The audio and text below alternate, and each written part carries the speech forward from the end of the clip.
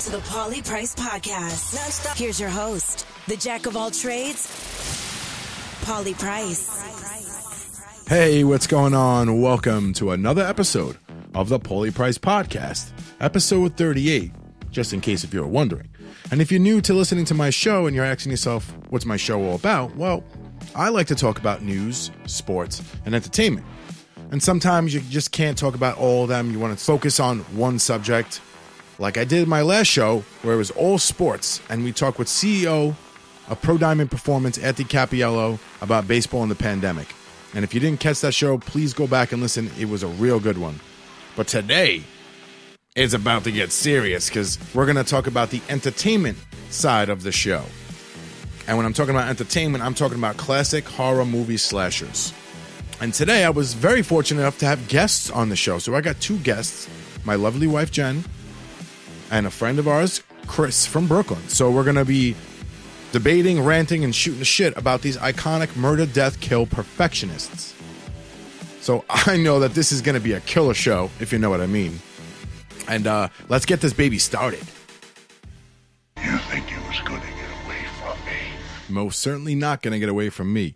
Okay, before we get into this whole conversation, I'm going to kind of do a little disclaimer here for all the movies we're about to talk about today. Halloween, Nightmare on Elm Street, Friday the 13th, and Texas Chainsaw. So within the films that we're going to talk about, we broke down, me and my wife sat here, we picked the films, the original films, the original franchises, I should say, and we figured out how many films and how many kills that killer has, not how many kills that are in the movie. So I don't want no super nerds coming and hit me and chewing me out. So yeah, these are only going to be the movies that we're going to talk about. It's going to be the original sequels for all the movies and the continuations. So no reboots or remake of the movie. So like, for instance, Halloween, Michael Myers, 7 films, 80 kills. Freddy Krueger, 7 films, 39 kills. Friday the 13th, 8 films, 151 kills. And Texas Chainsaw Massacre, 4 films, 19 kills. So these are the movies that we're going to be talking about. I'm going to be giving everybody a good amount of time to speak so that they can say their piece, whatever they want to say, their argument or their rebuttal, if they disagree with one another. So I'm excited to begin. So let's get started. All right. Thank you guys for joining me today on the Pauly Price Podcast. I'm here. Thanks for having me, man. All right. Cool. I'm here. All right. Great. There Glad you to are. be here. Perfect. Thanks. All right. So we discussed what we're going to talk about today. It's horror movies and the classic slashers that come with it. We're going to talk to Jen. We're going to find out what's her favorite franchise out of the 4. So out of the 4 franchises that we're going to be talking about today, my absolute favorite has to be Halloween. Hands down. Okay. All right. And You want to talk more? I mean, you could talk as long as you want. You have the floor. So you guys can say what you want. Okay. So, I don't know. You got me on the spot right now. Well, why is it your favorite movie out of those 4? The entire storyline, the premise behind the initial Halloween with Michael Myers, a 6-year-old boy who murders his sister and then is put away in an asylum, completely catatonic, appearingly so, for 20 years, and then all of a sudden on Halloween night again, he comes back to try to kill off the last remaining family member that he has. It's a wonderful story. It's great for the family. It's a great family film. It's a wonderful family film. It's a holiday family film. I'll agree. Technically it is, right? Halloween. It is Halloween, yes. Holiday. All right, Chris, what about you? Mine's got to be Freddy. Mine definitely has to be the Nightmare on Elm Street series. I know technically it's Nightmare on Elm Street, but I just refer to it as Freddy. Yeah, me too. He's definitely the funniest and most like. He keeps you entertained while he kills people. That's what I like about him. He's like creative. All right, I like that. Well, for me, I'm going to agree with my wife. We're big Halloween fans, and Michael Myers is by far one of my favorite killers. Just just the way he does things. He's like that stalker guy, you know. He'll kind of wait a little bit before he kills you, and if he doesn't need to kill you, he won't. But he can if he wants to, but he won't. And I just like that about him. I just love that style that he just has that. I'll kill who I want when I want. That's not true. Yeah, I agree. Neighborhood stalker. Yeah. I mean, you know, he's just always standing there, and he's like, he'll just come, like, oh shit, I think that was him. No, he wasn't there. But you know, we watch these movies, and they always have like great quotes. So I'm sure you guys have a quote from each of the movies that you love. So we'll start with Jen. Yeah. Okay. A quote from Halloween. Well, I guess one of my favorite quotes from the Halloween franchise is that the boogeyman? I like that one. Right? And especially the whole quote at the end where Jamie Lee Curtis's character, Laurie Strode, is actually asking Dr. Voorhees, Dr. Loomis, Voorhees, Dr. Loomis, if he was the boogeyman. Dr. Loomis replies, as a matter of fact, that was. So that finishes off the quote. Thank you. Thank you very much. Yeah, I love it. All right, Chris, what about you? Dude, like, it took me mad long to come up with my best one because he's just riddled with it. Like I said, he's super funny all the time. But Very true. Very true. I winded it down to number 3, which is welcome to prime time, bitch. When he picks up the chick in the rec room who's been burning herself for cigarettes for some reason to stay awake, and he like shoves her head into the TV, and then in real life somehow she's actually in the TV. So I don't know. Yeah, that was actually a good one too. I believe if you watch the special features on it, or I think it's called Never Sleep Again, the documentary about it. It's I'm pretty sure that was a completely ad-libbed quote. Oh, good old Robert Englund. All right, for me, one of my favorite quotes is going to be coming from the Texas Chainsaw Massacre franchise, and it's Chop Top when he said, "Get that bitch, Leatherface, get that bitch, dog will hunt." One of my favorite lines in that franchise. Yeah, see, I gotta say, like, Leatherface things, I think I only saw 1 and 2. I don't really personally remember them too much. Like, he doesn't. You know, in the Leatherface, in the Texas Chainsaw movies, there's not that many deaths. Like, you don't get to really see a lot of the kill scenes. Considering that they have killed hundreds and hundreds and hundreds of people. They have the Sawyer family. Their off-screen kill is probably the most. We just don't know about it. I could definitely debate that. Yeah, well, I mean, it might be. Like, I don't mind that actually, because it shows that like how many little groups of people they've killed.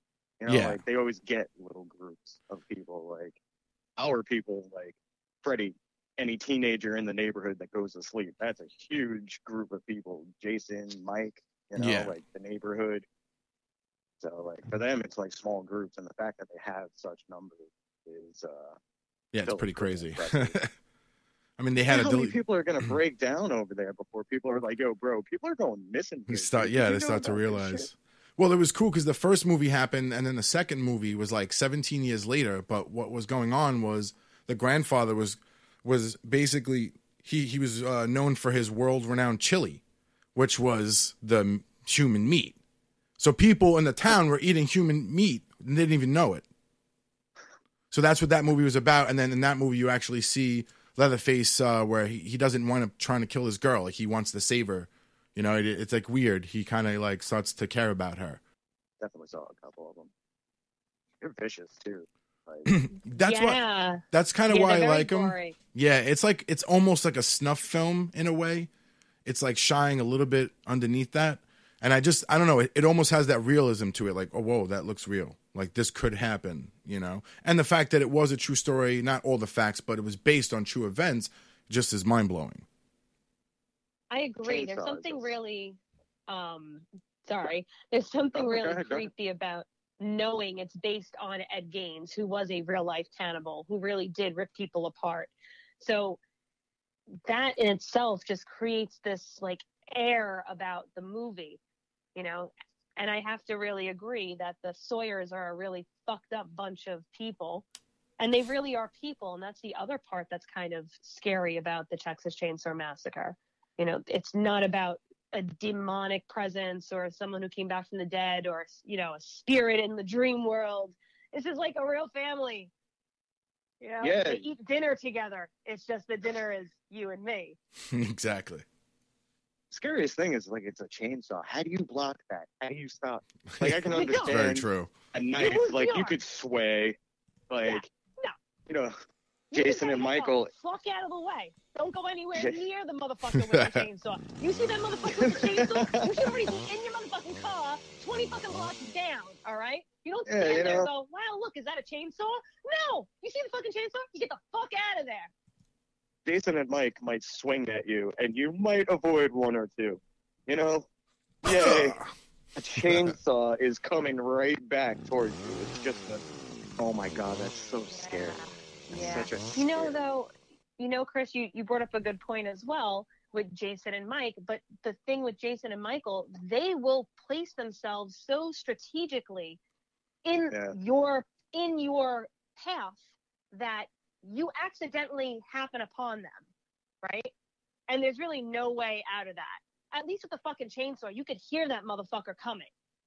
Oh, yeah. I'm convinced that both Jason and Michael have, like, mastered the art of, like, they never show this, but it has to happen. They, like, pick up a little rock and toss it behind someone just to fuck. I swear. Like, there's always a stick that breaks, but it's never in the direction that they are actually at. Like, both Jason and Mike have mastered this art. That's very true. Possibly. Yeah. I like that. Watch every single one of them. Every single one of them, without fail. There's a sound that one of the people will hear behind them, and they'll turn, and then there they are behind them where they were originally looking. You know what I mean? Like, crazy. Well, didn't they do that in that story? The Leslie, what's that movie? The story of Leslie.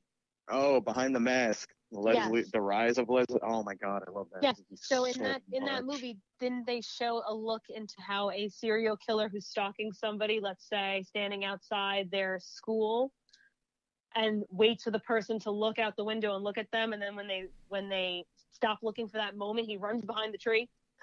Yeah. And ducks behind the tree.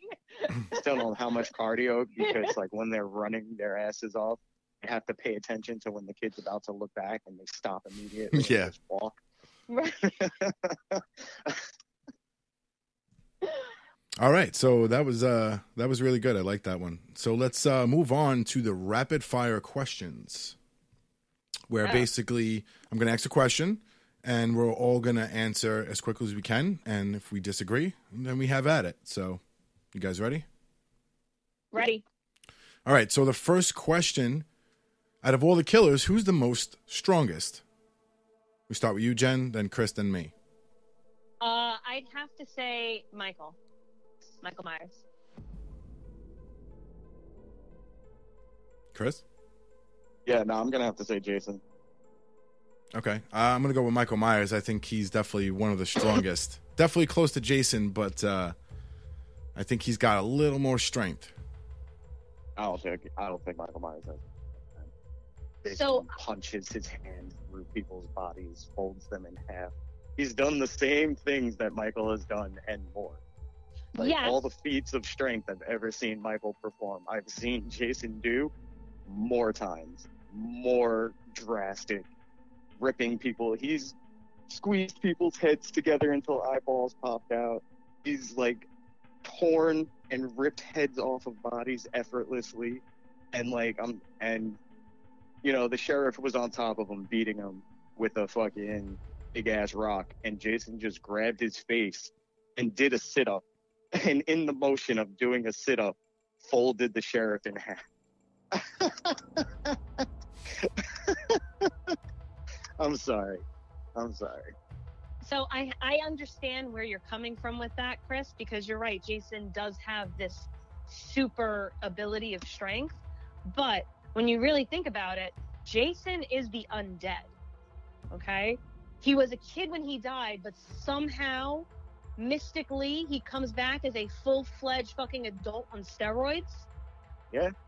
I Right? get that, but So that's what he's the I didn't write the story. undead. No, totally. I totally get it. I see what you're saying.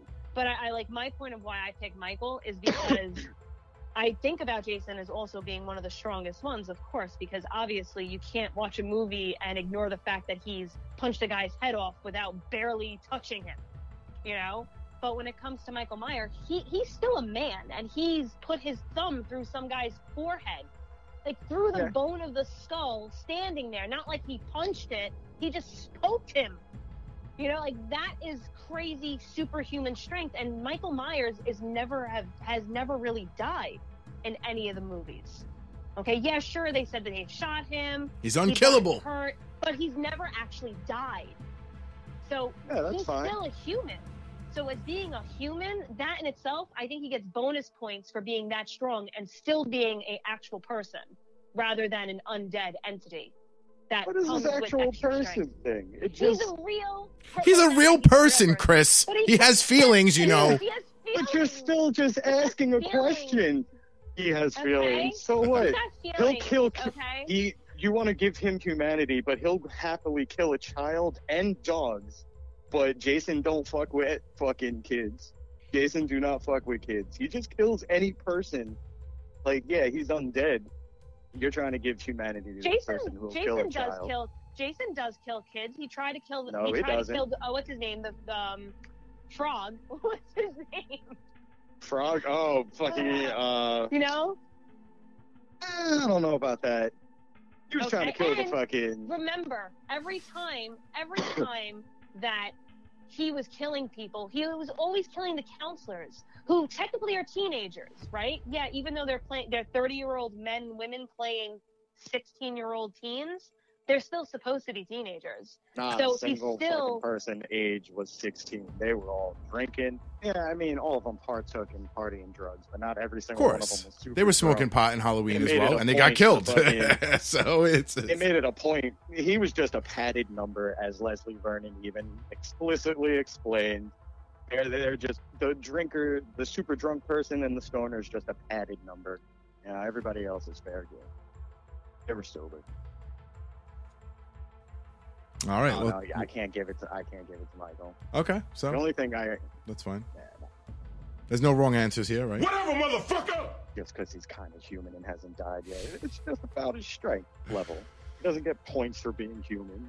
That's totally gets more points. That's how we equal the playing field here. Come on now. I mean, equal the playing field. It's just a point fact of who's stronger. Jason rips off body parts. So why wouldn't you then put Freddy in the running? Because technically, if you think about it, Freddy in his realm is the strongest out of everybody because he can create things. Yeah, but you have to go to his realm. You can take him out mad easy, and then he just turns into a bitch. No matter what you do to Michael or Jason, they're just a fucking tank.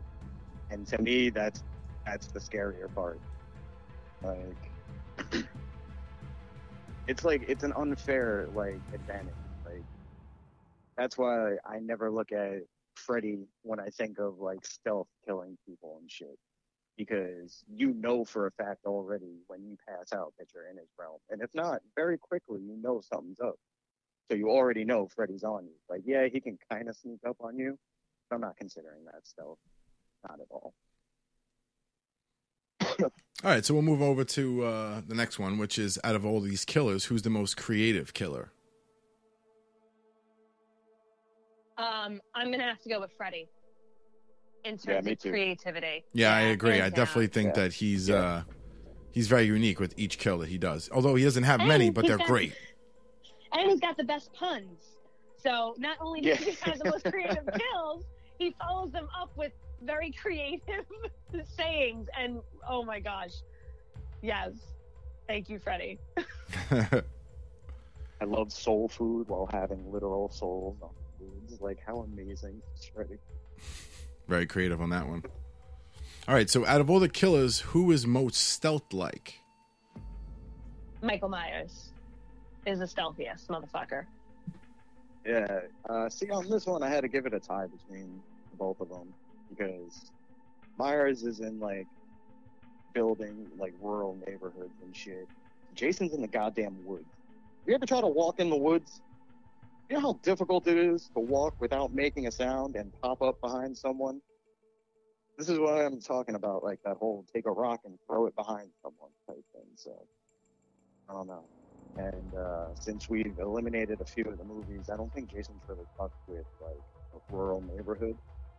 So I gave him a tie. All right.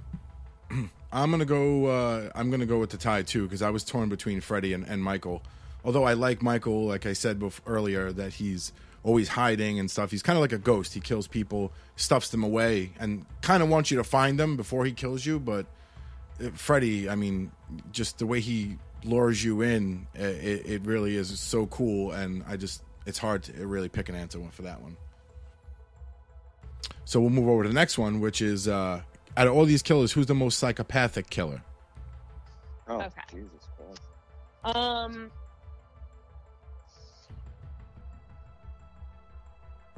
So for me, it would have to be a tie, I guess, between Mike Myers and Leatherface. Mike Myers, because he is the only one really that you can call a psychopath. Not the only one, but if we're comparing him a lot to Jason in terms of slasher, he's the psycho, right? Jason's just the undead who comes back, and that's his evil force, is just to kill people who are around his camp. So that's not really psycho, you know. That's his ability. It's like that's what he lives for, is to kill. Whereas Mike Myers was a 6-year-old kid who went a little fucking loopy, and it never went away. And he just wants to kill, and he has this infatuation with really just killing the members of his family. Who knows? Maybe once he kills Laurie Strode for real, if they really did do good writing with that, and thinking about how they're remaking the Halloween in its original aspect, you know, maybe that might end him. Maybe he will not be psycho anymore once she dies. Maybe she needs to die for him to be okay. And Leatherface... You want to comment, Chris, on that before I keep going my Leatherface? I just imagine he kills her, and the next frame is him waking up in someone's house, just eating breakfast and shit, and he has like a family somewhere. Like we just didn't know. That's all he needed to do. Like, my life has been completed now. Could you imagine? Oh man, it'd be great. It's definitely like an episode so of Robot sorry. Chicken or something. I could see that. Exactly. Oh my god, I'm so sorry I interrupted. I really am.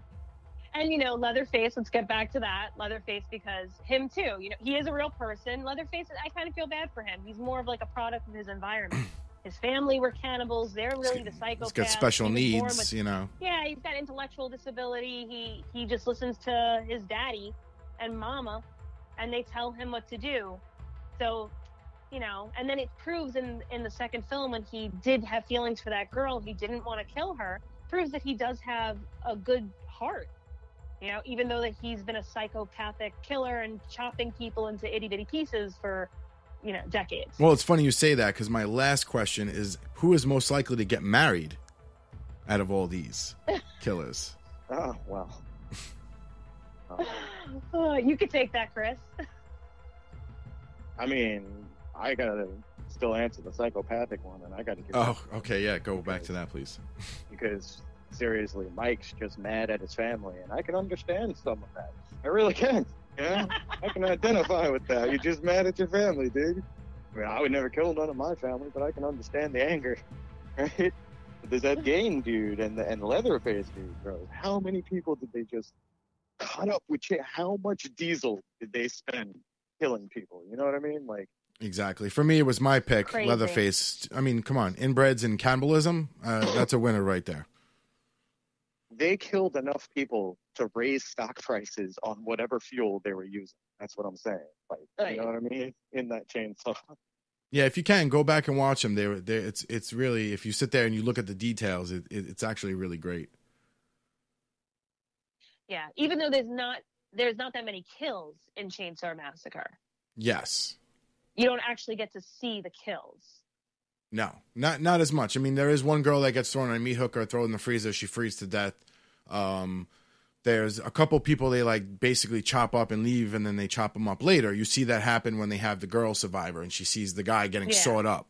So, but just seeing that, you don't need to have kills. Just seeing that scene is like, whoa, you know, like it does justice. So my answer for the marriage, I think Leatherface would definitely submit to marriage. Michael ain't having it. No, Michael does not like women.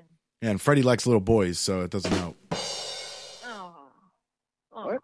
No. Oh, that's that remake bullshit. Freddie wasn't a fucking child molester. He just killed kids. So they say. Even so, he killed children. You think that's marriage material? Exactly. No, not at all. I wasn't saying that. I just hate how the fucking new movie made him a child molester. He sounds like he's The original one was like he killed kids. There's a drastic difference here, all right? I love Freddie, and I don't want him to be touching little boys. I did not like that about the remake. I felt like it really made you want to hate Freddie. And but you already being a hate fan, Freddie. No, you really didn't. You know what I mean? Like, think about it. When you watch A Nightmare on Elm Street, it's because you want to laugh at what Freddie's saying as he's killing somebody. You know, there's a love that you have for Freddie being who he is. But they were trying to make it, and that's because he's funny. He's like, okay, yeah, he killed kids, but, you know, they did burn him, so, you know, he's just seeking revenge on everybody. Like, fuck you all. But there's nothing in the new funny movie, about pedophilia. No, that's why. That's what I'm trying to say. Yeah, that's why I said it, because it was like, I didn't like that. That's why we're not talking about those films. No, but that's what I'm saying. It's a different take on it, which makes you really hate the character Freddy Krueger. Of course. Because anybody would hate a pedophile. Yeah, well, fuck that shit. We're only the original, baby. That's why we're talking about it. We're not talking about those. So we're gonna take a break real quick, and when we come back, we're all gonna tell the listeners our top 3 kill scenes of time for those movies, and we're also gonna do the final question: who's the best slayer of them all? So stay tuned. You're listening to the Pauly Price Podcast. Non-stop. Are you having a hard time looking for the right sports podcast? Look no further and go subscribe to the Enter the Sports Zone with Mike and Joe. With Mike and Joe, you'll get the great sports analysis you need as well as their personal picks. So don't miss their upcoming shows where they're talking UFC, basketball, and even sports movies. So stop looking, because Enter the Sports Zone with Mike and Joe is all you need. So go subscribe on YouTube today.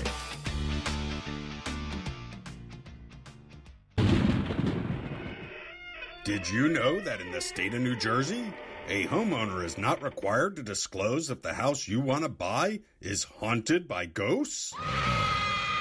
Don't worry. Keller Williams Realtor Janine Goldblatt does know. Janine knows the questions that need to be asked. She'll find out if the home you want to buy has any open permits, make sure you are paying fair market value, and yes, even find out if the house is indeed haunted. Janine's philosophy is to simplify the process of buying and selling real estate for her clients and to work with their best interests in mind. Keller Williams Realtor Janine Goldblatt serves Central New Jersey using the latest technology to understand current market trends and utilizing the knowledge that comes from years of experience. Call Janine today at 347-228-6031. That number again is 347-228-6031. Your dream home awaits.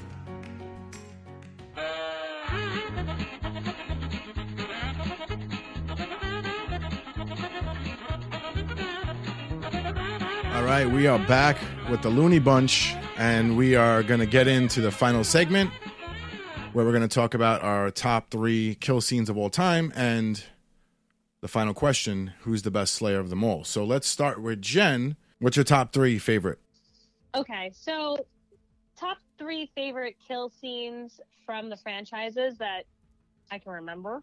My first one is, I'm giving it to Nightmare on Elm Street, when he killed Glenn, who is played by Johnny Depp, who gets sucked into the mattress, and then all of a sudden a volcano of blood erupts through the mattress, filling up all the way to the ceiling, all his blood shooting, and then finally he just gets spit back out of that little hole, and it lands on the bed.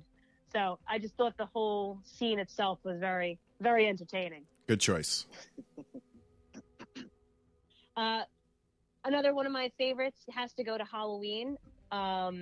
In the Halloween 2, Michael Myers melts a nurse's face off in the hot tub in the hospital.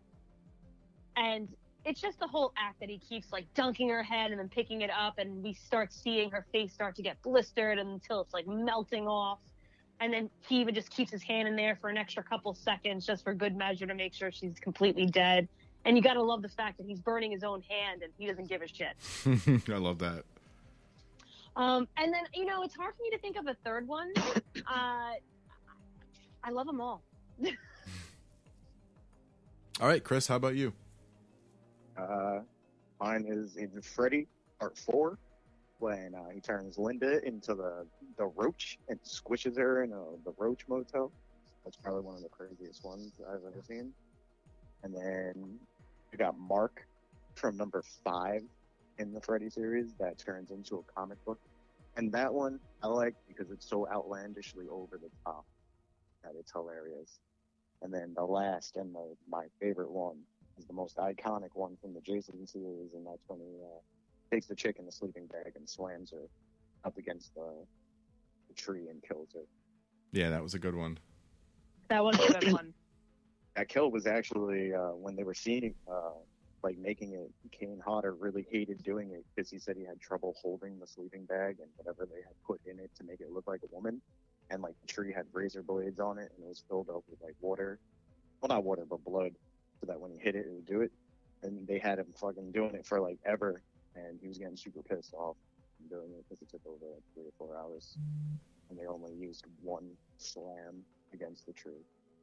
All right, for me, my top 3, number 3, definitely Texas Chainsaw Massacre 2, when he saws off the guy's head when the beginning of the film, when the moving cars. I love that scene. To be able to stay on the back of a truck while it's moving, going probably like 50, 60 miles an hour, and swing that chainsaw and just like take off half that guy's head, I just thought that was great. And later you see that guy in the shop about to get chopped up with half his head missing. It was a good kill scene. My second favorite was from Halloween 2. Although it was an off-screen kill, as a kid seeing this, the nurse, when he drains her with the blood, I know you didn't see that kill, but just the fact that you didn't see it and it was so captivating, just seeing that, like, no one ever did that before. And I just love the uniqueness of that kill in that one.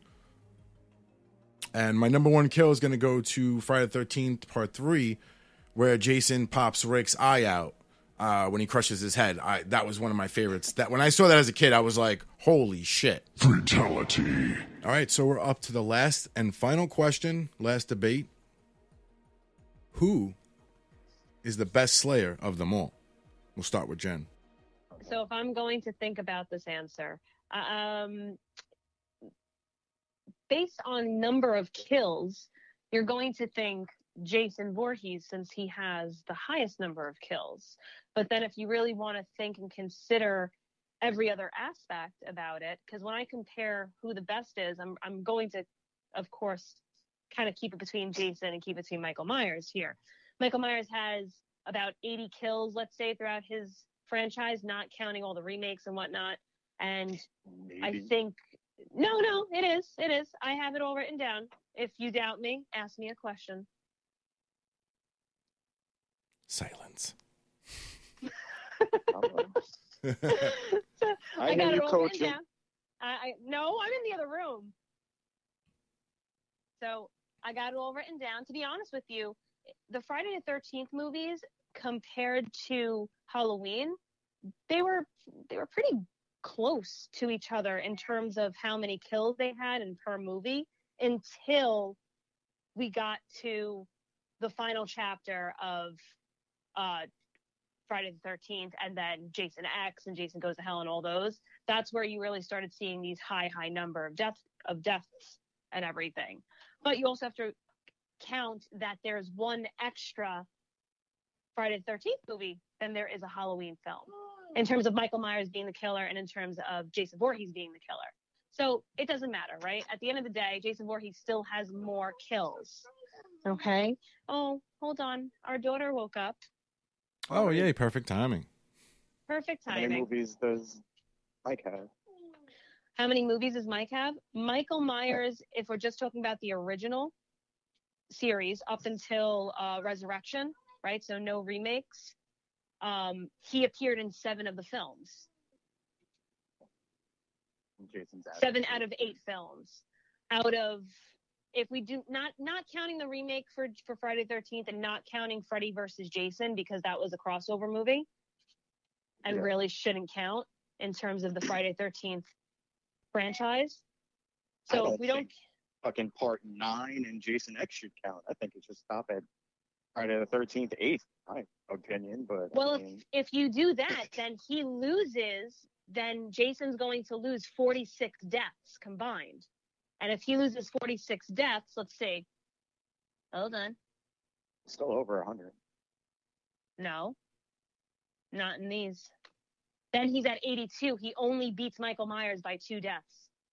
Where did you guys get this info? Because I'm looking it up now and I'm finding 2 different kill counts for this.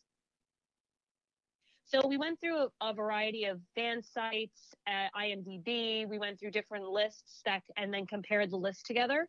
And we were able to justify these numbers based on the information. Now, there are definitely deaths that are not included because they're either off-screen kills or kills that you could be debated. For example, in the second Friday the 13th movie, Paul is supposed to have been killed at the end of that movie, but he's mentioned in the following sequel as being alive and just had been injured. But you would think that he died in number 2. So, and then he's mentioned later on. So you can't count that death then if he's mentioned as being alive later on, if we're following really the franchise. Jason X, though. Yeah, that's 25 kills. Dude, that's like, wait, Jason X is 21 kills, man. And in Jason X, he blows up a fucking spaceship. So he could have killed hundreds of people. Yeah, that's what they said too. There's a lot of those. So then if we're counting that, then Jason's a fucking immortal god, because don't forget, he crash landed through the atmosphere. Like he was out in space, just flying through the atmosphere and crashed into the lake. And then people are like, oh, hey, what was that? It landed in the lake. And then you hear his music that's only supposed to be played when he goes and kills people. That's so dumb. I love Jason to death, and I want him to win this. And I have this entire argument laid out for him right here. And this just kills it because I hate that so much.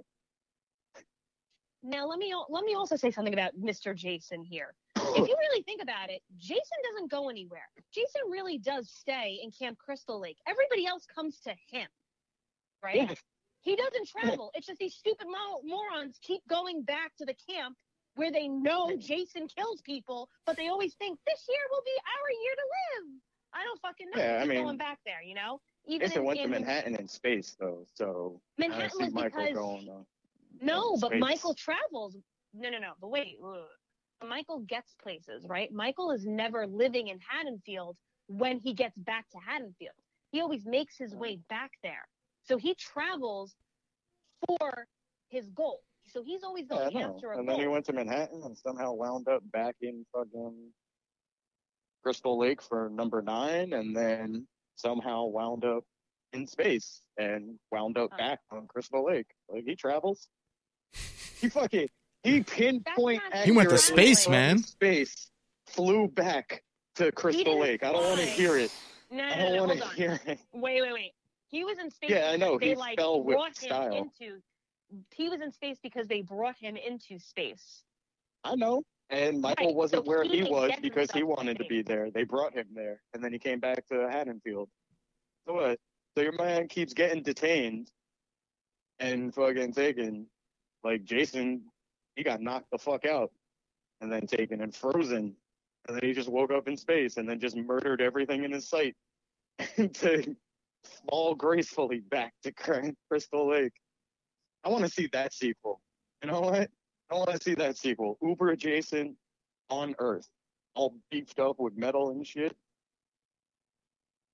Make every other bad sequel. Why not that one? Might be in the works. Who knows? All right, well, then if we're counting Jason in space, then there's absolutely nothing anyone can do to kill this dude. No, they kill him in every movie. Yeah, or at least he becomes lying dormant. But they still kill him. Yeah. It's not his fault that other people are morons. right? Where Michael Mike Myers keeps getting has knocked the never fuck been out, stopped. and he runs away for every movie. Where Michael Myers has never been stopped. He keeps coming back, okay? Because he never gets killed. You can't get rid of That him. in itself proves you can't get rid of this motherfucker, and that's why he's the best. I mean, it also proves that Laurie Strode can't be killed either. Is she the best? Survivor Girl? Yeah, sure. We'll get into that in definitely another argue episode. We'll talk about the best Survivor girls of all, of all the films. That could be one. Yeah, but that just shows I would that, argue that Michael she's the comes best back Survivor all Girl. the time, and he sucks at killing his family. Jason gets a brand new group of counselors, and he just seems to suck at killing the last one. I don't know what it is. The last one or two. Fucks him up. Well, it makes sense that Laurie would learn how to fight and be able to fight him off all these years. Number one, she has the fighting blood in her because they're part of the same bloodline, right? Yeah, but she's not beefed up like him. She's just a human who doesn't knows mean how to fight anything. him. So a woman Alright, has to be beefed. Excuse me, does a woman have to be beefed up to be able to beat a man or to outsmart a man? I don't think so, Mr. Lawson. This isn't a man. This is some fucking demonic ass creature. And I'm not saying that she's not able to. You're just helping me prove my point. He is This a man. demonic creature What's your cannot take point? down the same. He's just driven by one force, and it's to kill this one human being that he continuously fails to kill.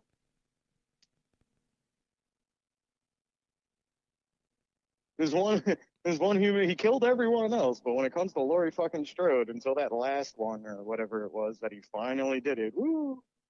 Well, again, I'm sure that's everyone the else who's Survivor not used Girl. to it.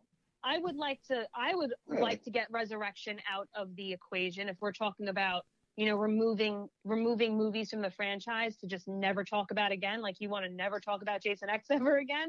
I'd like to remove Resurrection out of the way, specifically because they try to kill off the Laurie Strode character, and that was bullshit.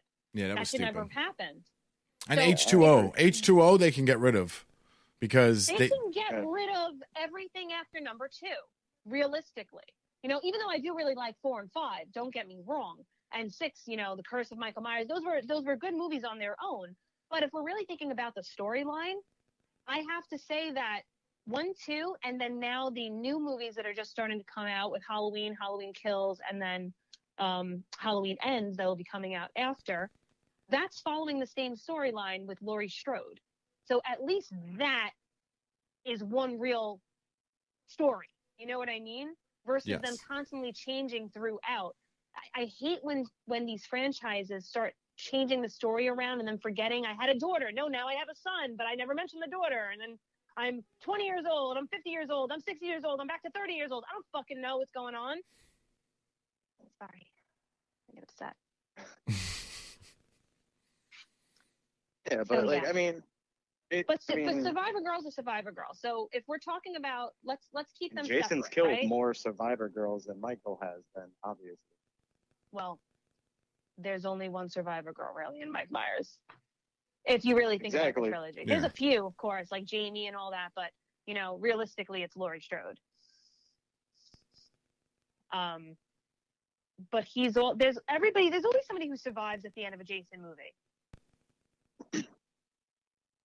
Yeah, there's always someone who survives, but it's some new person, so he lets some more new people batch, go. Some new huge batch of people who Even worse. are there. Oh, and he even killed people. That's even worse. He even That's killed even worse. more people. Like he came back to That's dead even to kill worse. more people that he left behind. Think about it. You've never Not experienced a psychopath like this before. You don't know what to expect. You don't know how to defend yourself. So that it makes sense that he gets to kill all those people. The fact that he's able to not kill one person every time, one person outsmarts him who's never experienced that before, that says something about him. Maybe he underestimates the women. I don't know. Maybe he underestimates the last person. But at least if you think about Michael Myers, my man kills Laurie all the people. Laurie Strode's experience. She knows how to handle a situation, how to keep calm, or at least calm. And you think she'd think about cutting his head off and dismembering him? Well, she tried to do that, but we know how that went. Yeah, little too late. That's the first thing you do is cut them in half. Unfortunately, with Jason, when you do that, even when you shove a machete straight through his head, he's gonna come back eventually. You just pretty much just put him to sleep. That's all that is. That's NyQuil It's a heavy dose of NyQuil for him. Exactly. And if they He's chopped just him up into snoozing little right now. pieces, while he was sleeping, if they decided to completely chop him up into little pieces and put all those little pieces in different boxes and bury it in different places, I don't think he'd ever fucking come back. Yeah, until you fucking keep in, what was it, number 9, where he goes to hell, and they do that. And for some reason, a doctor decides to eat a piece. Why? I never understood this. One day. Horse shit! There Trial is and error, bro. No sense. But that goes back to because it doesn't make any sense, because without somebody being stupid, Jason never will exist. Yeah. Whereas Michael Myers will always exist. Yeah, but what if you do the same thing with Michael Myers? Nobody's ever done that in the lore, so I doubt that's going to work for him. Wait, what are Cut you him talking up and about? put him into boxes. Yeah, but Michael Myers is a man. We're not debating that we already said from the beginning, Michael Myers never died. He's never actually been confirmed to have been dead or killed. Yeah, because Laurie can't fucking finish the job. Nobody can finish the job. He just gets up and runs away. That's regardless of the matter. You can't use that as an excuse. It's regardless of the matter. He still has never died. Okay? But when we look at Jason, that doesn't mean anything. Yes, it does. It doesn't mean anything when it comes. Your whole point it doesn't. is you're saying that. Excuse me. Jason the whole needs point is somebody that he has the to most get him. kills. But again, yeah, sure, but we're not arguing who has the most kills. And that's right? my point on why he's the best slasher. That's I don't think my he's point the best slasher. All right, just because you have like the most Michael kills Myers, does not mean that you're the best slasher. If you put Mike and Jason in a community, Jason's coming out on top with the most kills. If you put them both in an equal fucking community, absolutely, there's nothing you can do to stop Jason. Not in a community. Like, he gets knocked the fuck out once everything, but so does fucking Michael. So you like just they both just you can kill. Do to stop Jason, but every movie he gets stopped. Yeah, so does Michael. So you know what I fucking Michael mean. Just goes away and Michael so you just put lays them both, in wait. All right, so you put them both in their little fucking community situation. By the time Michael goes away, he has a certain amount of kills. By the time Jason gets knocked out, he has a certain amount of kills. And I'm pretty sure Jason's coming out on top on this. Like, this is what I'm talking about. Like, but Michael is still going to be the victor because he's going to be the one alive, whereas Jason will be temporarily, at least, unable to perform. Okay, but he's still alive, though. He's just going to come back. He's not alive. I mean, dormant, whatever. He's always fucking, yeah, exactly. So and again, like, when he's down, he he's only not really... comes back. Listen, he's always dead. The whole point is he has to come back because somebody has to wake him up. He just can't wake up on his own. Something always fucking happens to get him. I know, but it does happen, and it's always going to continue happening because that's the only way for them to make the movie. I mean, that's what the story does. Because that's the only way for them to create another movie and everything. But you're using something that is in that world that does that. Just like with fucking Mike, he's never gonna get killed by Laurie because that's what it is. Like, he's just gonna kill everyone else and continuously fail to kill that person. Jason, you know what I mean? Like, it's just like opinion overriding what's actually written into the shit. It's not my fault that's what's gonna happen. Like, so you're saying that my opinion is wrong? No. I understand that. Your opinion is right for you, but what's written into the story for what's actually going to happen is not going to happen. Like, yeah, Jason needs someone to resurrect him every time. Like, it's so stupid, but it does happen and will continue to happen because that's what happens in Jason's shit. You know what I mean? Like, and that's exactly what'll always happen in Michael's shit. He's never going to fucking finish the job in real life. He's always going to be the basic loser to Laurie Strode. But no matter what you do, no matter what happens, Jason's always going to come back and murder a ton of new people every single time. And Jason only has Mike only has a finite amount of time until Laurie dies of old age. What the fuck's he going to do then? Her kids. Her grandkids. I mean, now with the new movie and then continuing the storyline, you have her granddaughter and you have, yes, I know, but, you know, you're also talking about future movies of Jason, so. at least there really is future movies with Halloween. Yeah, they're set in stone, and they're going to happen. So Yeah. At least one franchise keeps getting better and better.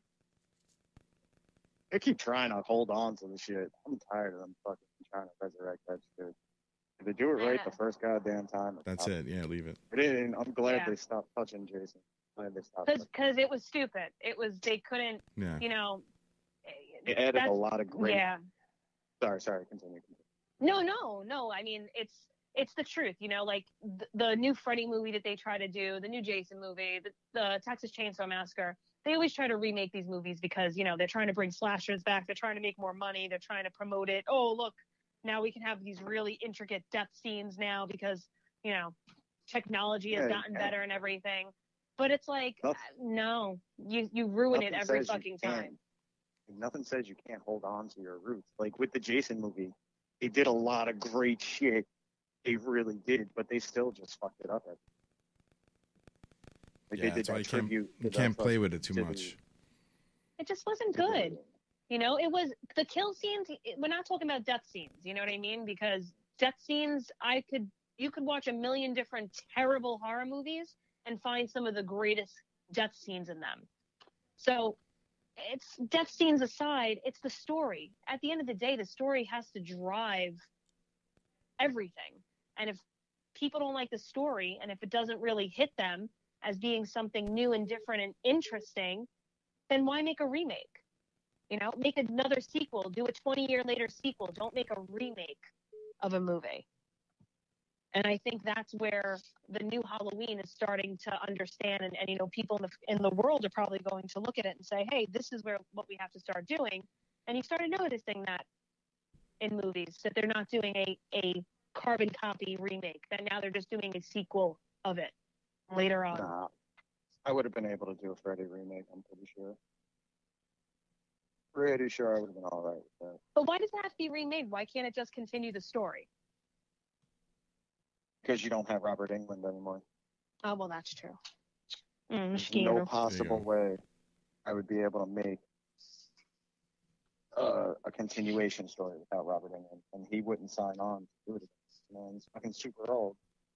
We'd definitely try to have him have a cameo in it. He probably would if it was like a great script, though. I don't know. It would just be the first script again, just new age. I'm fucking sick and tired of people doing it incorrectly because everything is so forced. In everything they do, it just, you can see that it's forced, and these people have no acting prowess. And like, I don't know how to explain that shit. It just gets me so heated whenever I see it. And it's like, who the fuck am I? I'm just some dude from West Bubble, fuck USA. It happens to love the franchise. That's what matters. Those are the people that actually know what needs to get done. But I got my producers waving me off because we're running out of time. So we definitely can wrap this up. We know we didn't get an answer here. We're still back and forth here with Jason and Michael Myers.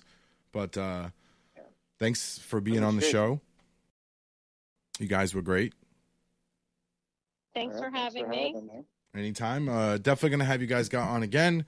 I have some more ideas. We're going to maybe talk about do a whole episode based on scary dolls like Chucky, Annabelle, Puppet Masters. So, and also I was thinking about doing a show for you, Chris. Maybe we could sit down and do like a segment where we rant about probably by far the worst makeup movies in horror film history. So we can definitely do that. Okay, good. So that sounds great. For your research on that, to search a movie called Bad Taste. Bad Taste. Okay, will do. All right, thank you guys for being on the show, and you guys have a great night. You too. Later. All right, so we're at the end of the show. I want to thank all the listeners for sticking around. I know it was a long show, but it was intriguing going back and forth. I did say on my last podcast that I was going to be doing a political show, but I decided not to do it because, I don't know, I'm just tired of politics, period. So I wanted to have a little fun, and I really did have fun on this show. I still am doing the Gamers Show and the Throwback Thursday for 1996. So those are the next upcoming shows. So stay tuned for the Paulie Price podcast coming up in the future. This is Paulie Price signing off saying stay safe, not stupid.